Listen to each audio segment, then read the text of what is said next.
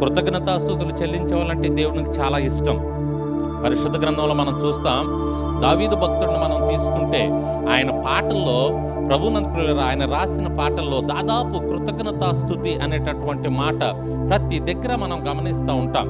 ఆయనకే నేను కృతజ్ఞతాస్తుతులు చెల్లిస్తున్నాను, ప్రజలందరి ఎదుట నేను కృతజ్ఞతాస్తుతులు చెల్లిస్తాను, నా దేవునికి, నా ఆశ్రయదుర్గమైనటువంటి నా దేవునికి నేను కృతజ్ఞతాస్తుతులు చెల్లిస్తానని దావీదు ఎంతగానో కృతజ్ఞతాస్తుతులు చెల్లిస్తూ ముందుకు సాగాడు.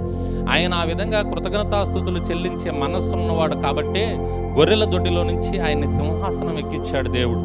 ప్రభునందు ప్రియులారా, కాబట్టి ఈ అంత్య దినాల్లో మనకి సాతాను కృతజ్ఞత లేనివారుగా చేస్తూ ముందుకు తీసుకువెళ్ళే అవకాశం ఉంది.